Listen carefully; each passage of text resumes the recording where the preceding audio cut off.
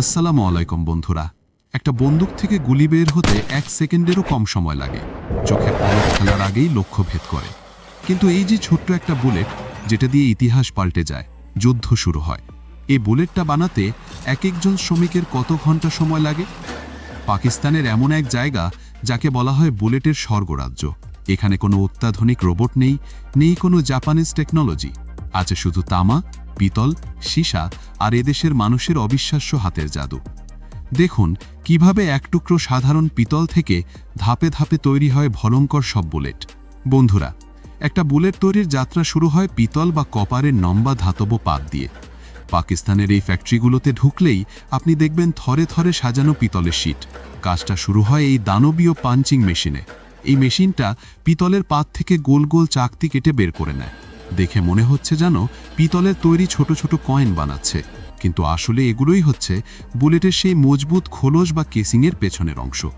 এখন এই গোল চাকতিগুলোকে একটা আকৃতি দেওয়ার জন্য ব্যবহার করা হবে হাইড্রোলিক প্রেস মেশিনের।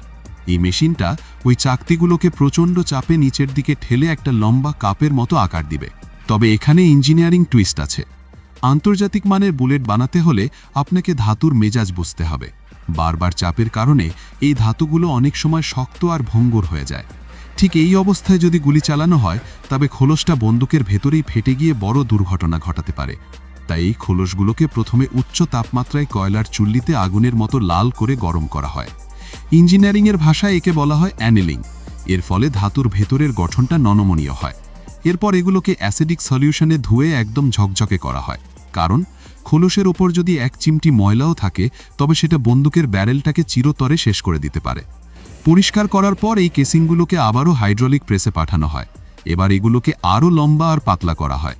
লক্ষ্য একটাই, ভেতরে যেন পর্যাপ্ত এবং সমান জায়গা থাকে। এরপর আসে সবচাইতে রিস্কি পার্ট। একজন দক্ষ শ্রমিক অত্যন্ত ধারালো এক কাটারি মেশিন দিয়ে বাড়তি অংশটুকু কেটে ফেলে দেন। এই পর্যায়ে এসে বুলেটগুলো দেখে আপনার কি মনে হচ্ছে?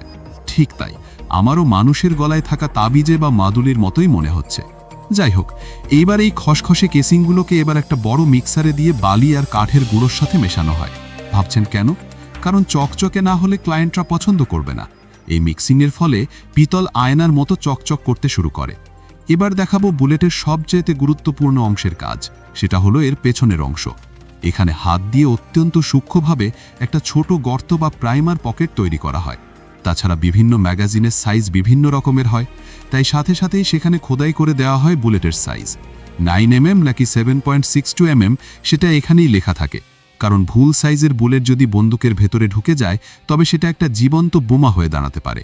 এই প্রাইমার পকেটটি মূলত বুলেটের ইঞ্জিন। এখানেই প্রথম আগুনটা জ্বলে ওঠে। এবার যে ধাপটার কথা বলবো, সেটা কিন্তু বাচ্চাদের কাজ নয়, এটা অত্যন্ত সংবেদনশীল।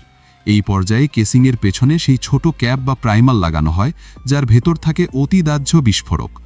একটু এদিক সেদিক হলেই কিন্তু বিশাল বিস্ফোরণ ঘটে যেতে পারে। এই দক্ষ কারিগররা কোনো সুরক্ষা সরঞ্জাম ছাড়াই ঘন্টার পর ঘন্টা এই কাজটা করে যাচ্ছেন।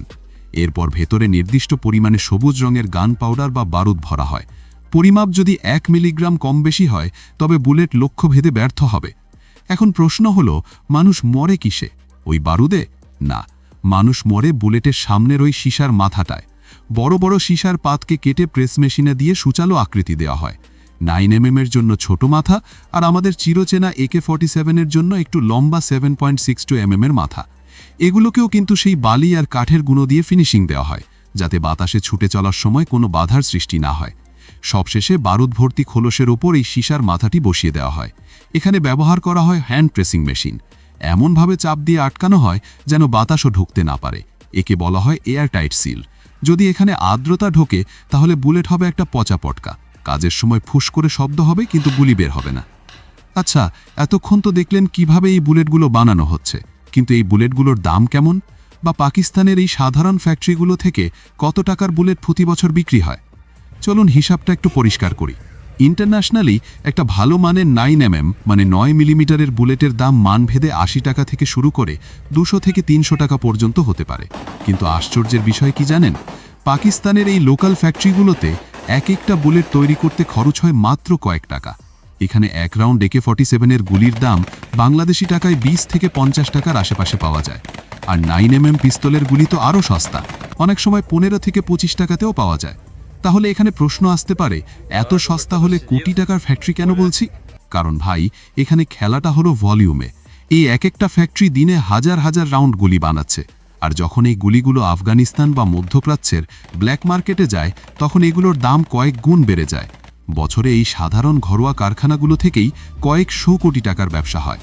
অর্থাৎ এক টুকরো সস্তা তামা আর সীসাকে নিজেদের দক্ষতা দিয়ে এই শ্রমিকরা আক্ষরিক অর্থে সোনায় রূপান্তর করছে। তবে মনে রাখবেন, দাম যতই কম হোক, খেসারত কিন্তু অনেক সময় একটা মূল্যবান জীবন দিয়ে দিতে হয়। তো বন্ধুরা, আপনাদের কি মনে হয়, এটা কি কেবলই জীবন জীবিকা, নাকি এর পেছনে আরও বড় কোনো রহস্য আছে? কমেন্টে আপনার মূল্যবান মতামত জানাতে ভুলবেন না। সবাই ভালো থাকুন, সুস্থ থাকুন। আল্লাহ হাফেজ।